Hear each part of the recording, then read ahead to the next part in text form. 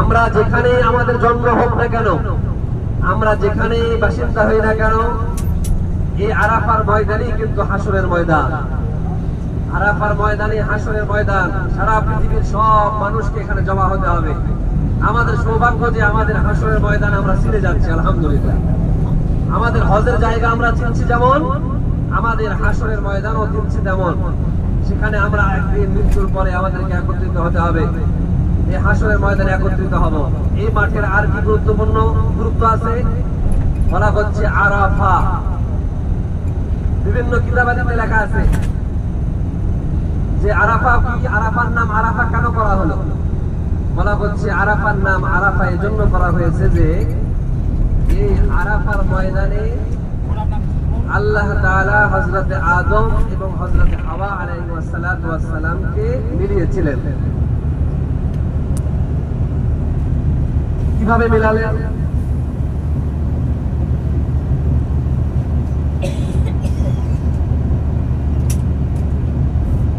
কিভাবে মিলালেন? আল্লাহ তাআলা হযরত আদম আলাইহিস সালাতু ওয়াস সালাম এবং হাওয়া আলাইহিস সালাতু ওয়াস সালামকে বললেন যে তোমরা নেমে যাও, জান্নাত থেকে নেমে যাও, দুনিয়া থেকে যাও।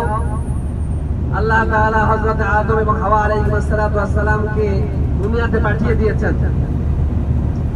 তারা দুনিয়াতে আসছেন, একজনকে নামাইছেন শ্রীলঙ্কায়। তারা হযরত হাওয়া আলাইহিস সালাতু ওয়াস সালামকে নামাইছেন এদিকে। কিন্তু দীর্ঘদিন তারা একে অপরের সাথে ছিলেন না। কিন্তু এই যে জান্নাত থেকে আল্লাহ তাদেরকে বের করে দিলেন, এটা নিয়ে অনেক কথা আছে যে আসলে তারা কি সেটা কি করেছেন, আল্লাহ যেটা নিষেধ করেছেন কেন করলেন।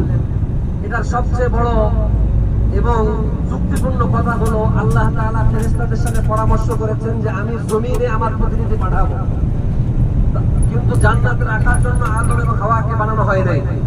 আল্লাহ তাআলা হযরত আদম এবং হাওয়া আলাইহিস সালাতু ওয়াস সালামকে নিজেই ভুলিয়ে দিয়েছিলেন যে আমি তোমাদেরকে যেটা খেতে বলেছিলাম, খেতে নিষেধ করেছিলাম, আল্লাহ নিজেই তাদেরকে ভুলিয়ে দিয়েছিলেন যাতে করে আল্লাহ তাআলা তাদের দুইজনকে এই দুনিয়ার প্রতিনিধি তৈরি করতে পারেন। আসলে তারা ভুল করেননি। নবীদের ব্যাপারে এই ধারণা পোষণ করা যাবে না যে তারা দুনিয়াতে ভুল করেছেন। আমরা যদি মনে করি নবীরা ভুল করেছেন তাহলে আমরা পথভ্রষ্টতার মধ্যে পড়ে যাব, আমরা হেদায়েত বিচ্যুত হব। এই কথা কখনো চিন্তা করা যাবে না, কল্পনায় আনা যাবে না।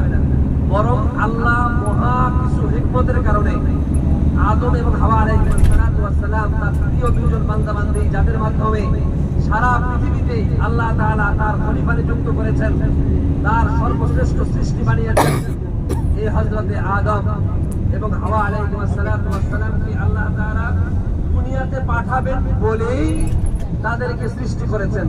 কিন্তু জান্নাতে রাখছেন কেন? যাতে করে বাবা মা, আমাদের আদি পিতা বাবা মা আমাদের জন্য জান্নাত দেখে আসতে পারেন। সুবহানাল্লাহ। আমাদের যে আসল বাড়ি জান্নাত, এটা যাতে করে তারা দেখে আসতে পারেন।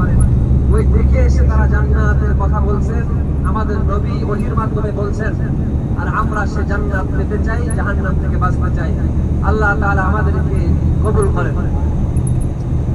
এই আরাফার ময়দানে যখন আদম আলাইহিস সালাম এবং হাওয়া আলাইহিস সালাতু ওয়াস সালামকে আল্লাহ তাআলা দুনিয়াতে পাঠালেন, তারা সঙ্গী খুঁজতে খুঁজতে দুনিয়াতে এসে একজন আরেকজনকে খুঁজতে খুঁজতে খুঁজতে খুঁজতে দীর্ঘদিন খোঁজার পরে প্রায় 500 বছর বলা হয়েছে, কোনো জায়গায় বলা হয়েছে 900 বছর।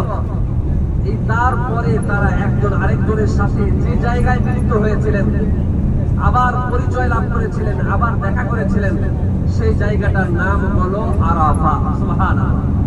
আরাফা মানে পরিচিত হওয়া, আরাফা মানে চেনা। হযরত আদম আলাইহিস সালাম এবং হাওয়া আলাইহিস সালাম আরাফার ময়দানে যেহেতু তাদের সাক্ষাৎ হয়েছিল,